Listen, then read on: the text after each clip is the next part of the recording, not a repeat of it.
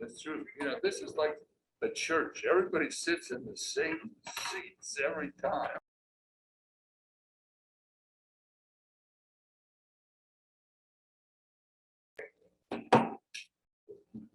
I'd like to call this budget workshop of the Carefree Town Council to order.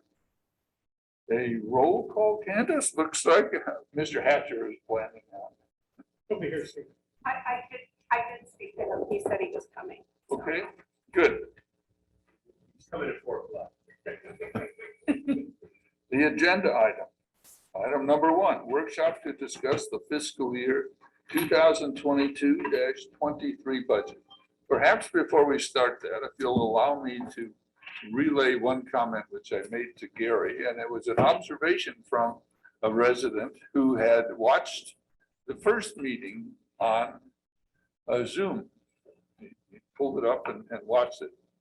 And he's from Washington.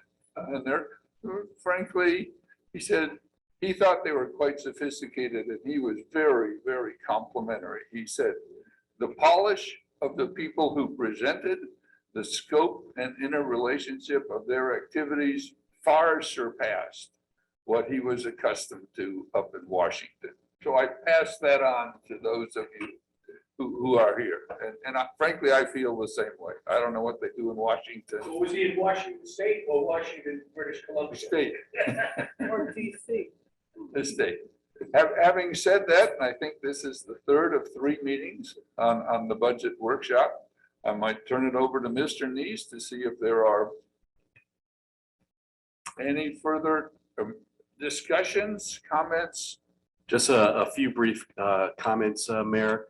So every one of our workshops, obviously, we're broadcasting live on our YouTube channel. We also push out that recording to the residents through our newsletter. In addition to that recording, we're also pushing out the slides that are in front of you.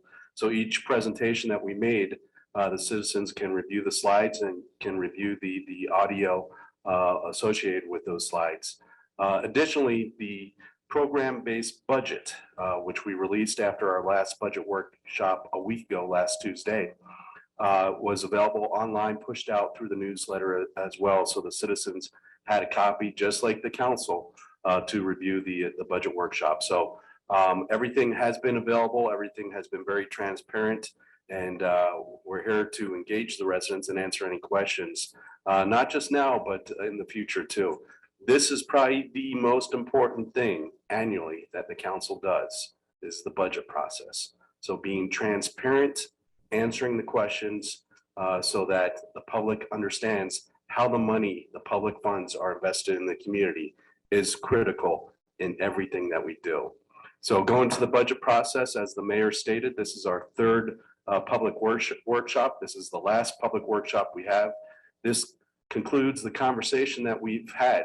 The staff presented the narratives of their workload, what they anticipate over the next year, and some things that might impact their respective divisional or departmental budgets. That filtered into some numbers that were presented to you last week.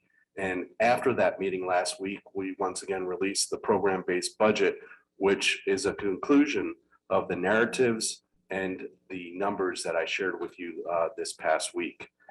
Next week, we will adopt the tentative budget that sets the bottom line expenditure for the next fiscal year. And in June, we have our formal hearing to consider the adoption of the budget in preparation for the final fiscal year budget on July 1st. So I share with you every year the budget dashboard. So that's a high-level summary of the funds coming into the town and our operational budget and how we use our fuel tank, our capital reserves. So on the left side of the slide is our forecasted revenues. We have approximately $7.1 million coming into the town forecasted over the next year. Much of that is through our municipal sales tax, approximately 60% or $4.25 million. The user fees or our cost recovery fees, they make up about 16% of that overall revenue stream or $1.16 million. And finally, state share revenue, we had a little tick up because of the surcharge in the economy that we're all experiencing today, the gross national product is up to 8.6 in the last quarter. That's the most growth that we have seen since 1984. So the economy is expanding right now, but with the inflation on the horizon, obviously there's plans of that slowing down. So we anticipate that in the forecasting of our revenue stream, and we're very conservative in our forecasts. The state share revenue is approximately 24% or $1.7 million. So how's that money being invested? On the right side of that slide, the anticipated expenses, approximately $2 million of the $6.6 million operational fund will be invested in overall operations. So that's supplies, that's equipment to help facilitate the workload of staff. Public safety is our number one investment, approaching 40% of our overall costs at $2.6 million. That does not include going into automatic aid, as we discussed last week. That's a bridge contract with Rural Metro that we'll be considering probably in June. And that contract looks at a 18-month initial term and then a 42-month second term.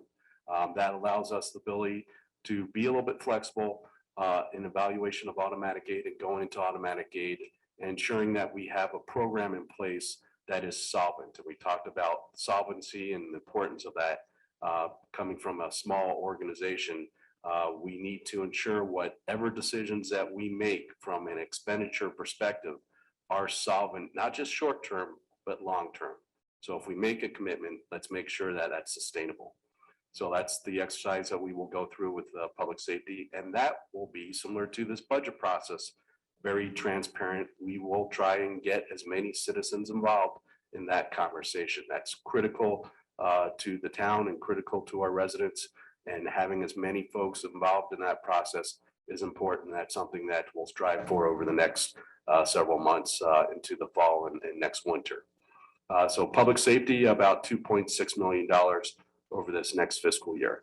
The final area is human resources. That's our 17 full-time employees. You heard from them at our last public workshop. The mayor made references to their presentations.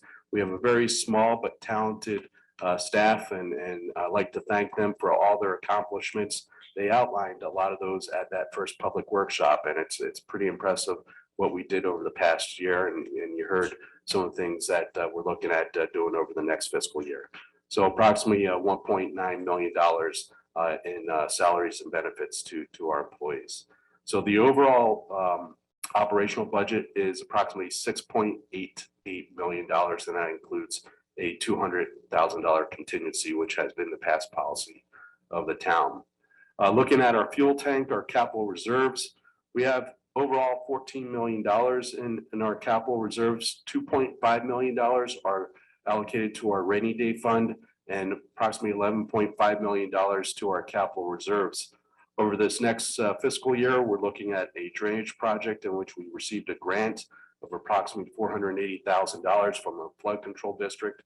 We're looking at some improvements to signage, looking at some additional speed signs to help educate people and mitigate the impact of some of the bad actors traveling through our community and slow them down. Continuing on with our pavement projects, we're looking at about $3.2 million, and that's to address the streets on the north side of Carefree with a chip seal and then a cape seal over top of that, and a total of, and then fire infrastructure, looking at a new fire truck and some radio equipment to transition into automatic aid. We are looking at a grant that we applied for, a federal grant.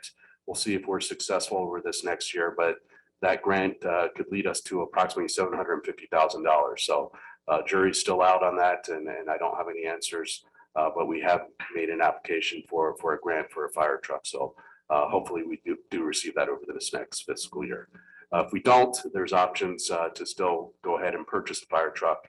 We can do a lease purchase. We could split it over 2 fiscal years, but we're looking at about $750,000 to $850,000 for a new fire truck today. Those costs keep on going up, just like if you buy a new car or even a used car today, the costs have gone up exponentially. So we'll have to analyze again how much this is going to cost us in the future. So overall, about $5 million in capital investments over this next fiscal year. So that leads us to the review of the program-based budget. As I stated earlier, you have had that draft for about a week. The community has had that draft for about a week. I have not heard from any residents that had any questions concerning the program-based budget, but I'll be glad to open up the questions at this period of time. Thank you, Mr. Neese. I would make one observation and then ask the council if they have any questions. As with any budget, this is a large sum of money in comparison to Phoenix or Mesa or Tucson. It might be obviously less than that, but still a substantial amount of money. There are different points of view on how it should be spent, what the priorities are. The time for anyone who had other points of view to have talked to us about that, to have presented their rationale, has been the last two meetings and this meeting.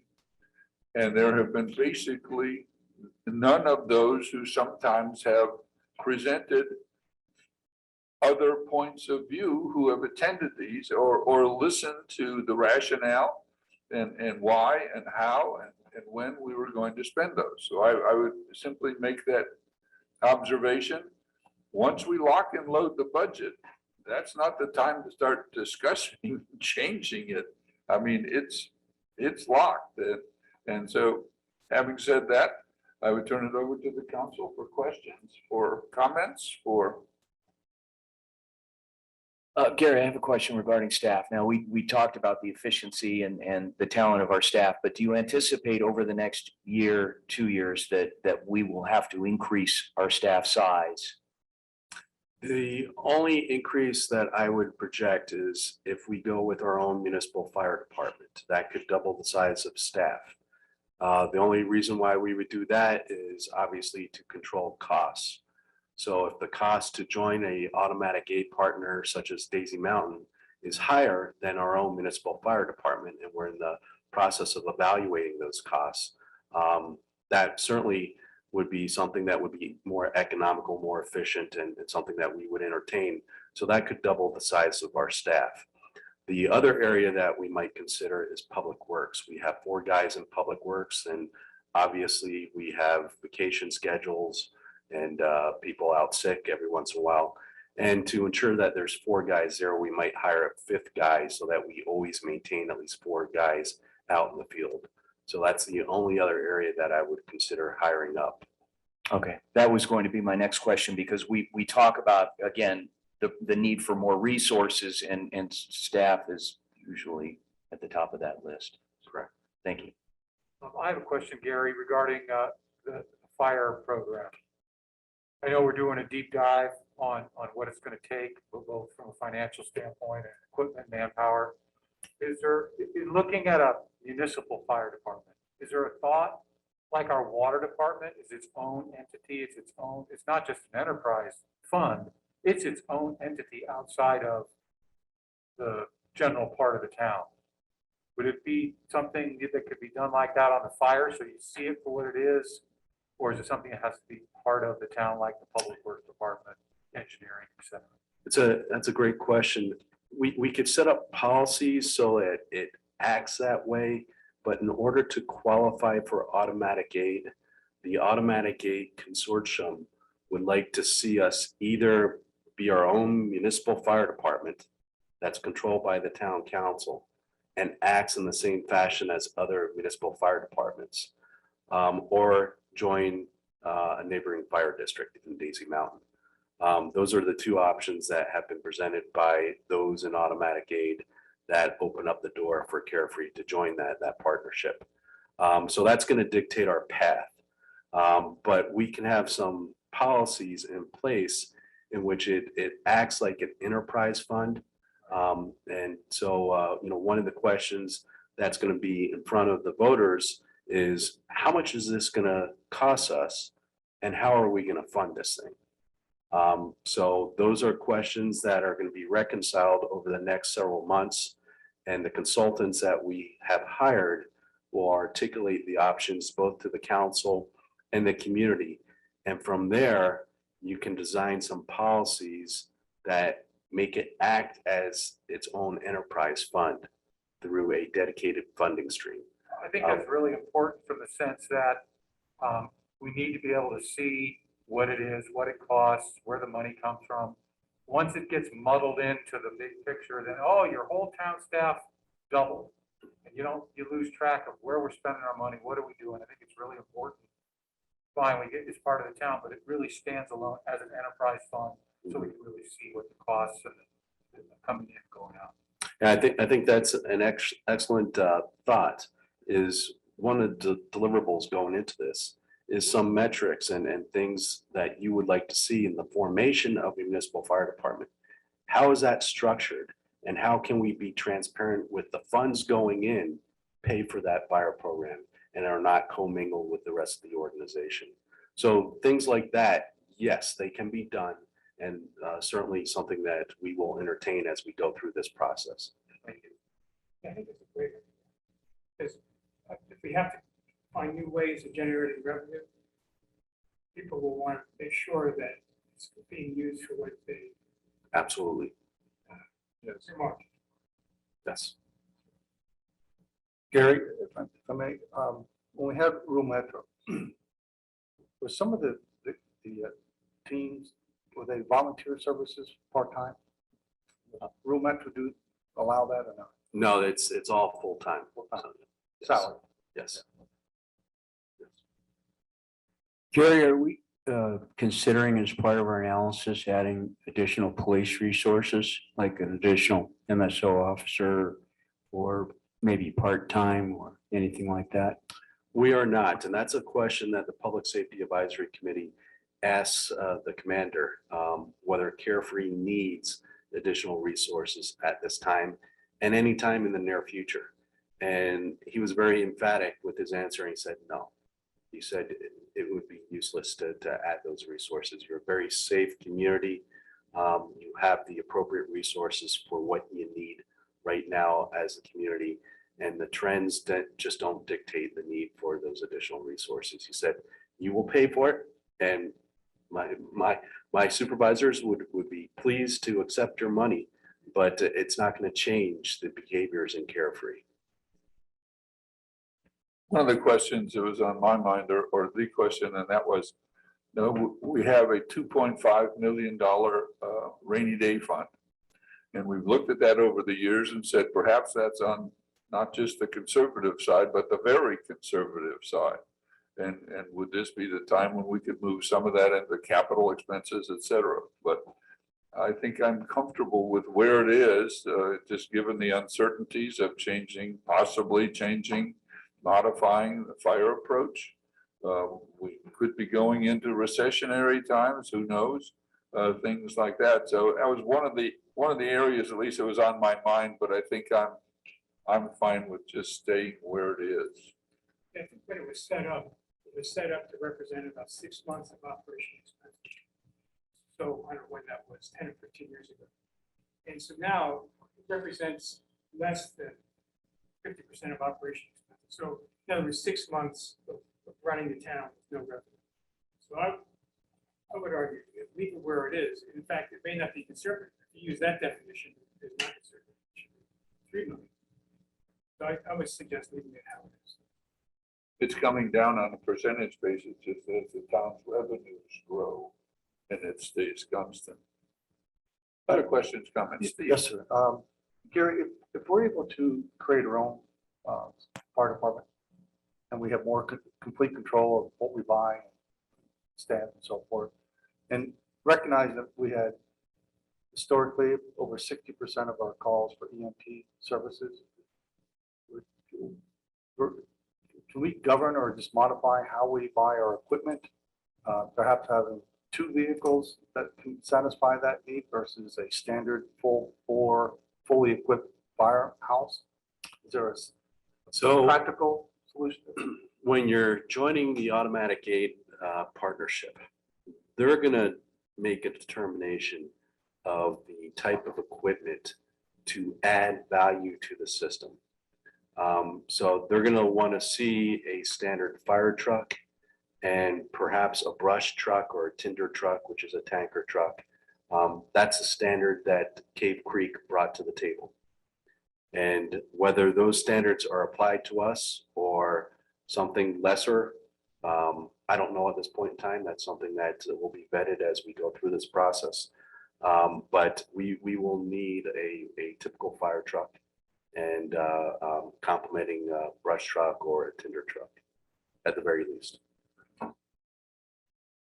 Further questions, further comments? Yeah, one more quick question on public safety. Whatever happened to the evaluation on the speed cameras? That is kind of at a pause.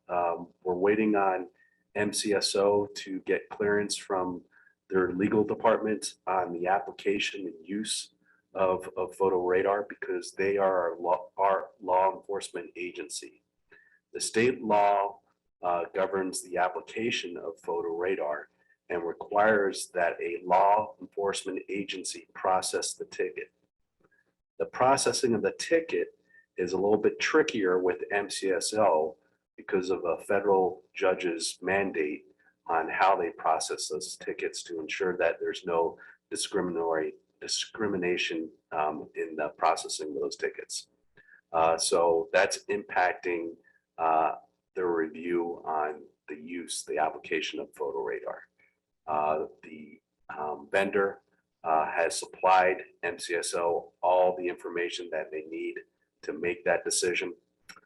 In addition, the administrative office of the court, the processing of those tickets need to fit their software. Right now, it doesn't align. Many of the communities that use photo radar have their own internal software system, so they don't use the state system. Many of the smaller communities use the state system, which is called AJAX. And the AJAX right now does not support that photo processing. So we're trying to change a little bit in MCSO and at the administrative office of the court. So we're waiting to hear back from those two agencies. That sounds like a heavy lift for the future. Yeah. But a very cost-effective way to add more police resources without blowing up the budget. Yes, certainly photo radar has been proven as a technique to change the behavior of the bad actors. It's there 24/7 where an officer or deputy cannot be there 24/7. So that's how you change behavior, is making sure that there's enforcement there constantly. And that enforcement can move around within the community. So you see photo radar through trucks and other vehicles and little speed boxes that they have down in Scottsdale. Some people don't like it, other people love it. If it's in your neighborhood and you have a speed problem, you love it. But if you're caught, you hate it. There's a lot of opinions out there, and certainly that's something that this community needs to reconcile in the future. If speeding is a problem, the deputy is not the answer. The photo radar enforcement has been proven the answer in many communities throughout the state to calm traffic. Well, it can be a great source of revenue, but is that the way we want to get revenue? I mean, we don't want all our citizens upset with us because they're getting tickets every time they turn around. If they were just up as sort of the determinant, no, that's the word I'm looking for. Deterrent? Thank you. A deterrent, then that would be great. But if they're flashing every 10 seconds and every time a car goes by, I think we'd have a lot of people up in arms. Certainly any move forward on that would include a lot of public debate and inputs and dialogue. Absolutely. And essentially the Public Safety Advisory Committee said that's what's required, is that they didn't want to take any position on photo radar and felt like it needed additional community dialogue. So they understood that it's a resource there, it's effective, but on the flip side, as stated, it's something that people get upset about if they do get tickets.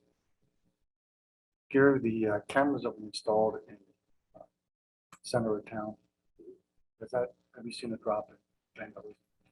We have not seen much vandalism since the placement of those cameras. Not to say that we don't get the occasional skateboarder coming through and using our nice little walls as obstacles, but we have seen a significant reduction in that vandalism. Yes. That was, that got expensive. There are a couple other areas that are on my mind, but I don't think they're not ripe for us to do something about. One of them is short-term rentals. You know, that has to be sorted out by the legislature, and a lot of things have to come to fruition. One is noise ordinances, and those are very, very difficult. So there are some things that are, let me call it unanswered or unanswerable yet, but we'll just have to deal with them when they come up. Anything else on anyone's mind on the council? Hearing none, I would open it up to any of the participants in the meeting today for comments, questions. Hearing none. Item number 2, adjournment. Is it my turn to speak? Yes. Before I make a motion to adjourn, I just want to restate how well this process works. And that I really appreciate the way that you present it to us. It's very understandable. It's laid out in a fashion that we can go back and find things. And I think the last 2 years, you've really refined it to an art. So thank you. You know, I would echo that. The lack of controversy on the council is that we can talk through and come to a rational decision on what are our priorities, how much money do we have in total, where do we want to spend it? And that's a healthy process there. So, Well, oh, go ahead. Plus the way it's laid out, it precludes any misunderstanding. You have good information to have that Yes. debate with. so thank you. There at times, there's commentary that we vote 7-0 on things. But what a lot of people don't see is that we will go in and ask questions, and we'll make appointments and find out details with each of you before these meetings so that we're well informed before these meetings happen by the time we sit down. And I think that's important. And the fact that we don't have any residents that are stepping forward in this process concerns me a little bit, because the people should be asking questions. And I know these comments are public, but I would like to make that plea to anybody that does wonder, about the budget or have questions about the budget, to get involved and make appointments with our town staff before this process gets finalized. Good, thank you. And with that, I'd like to make a motion to adjourn the meeting. Is there a second? Second. Motion is made and seconded. All in favor, please say aye. Aye. Aye. Opposed? Thank you all.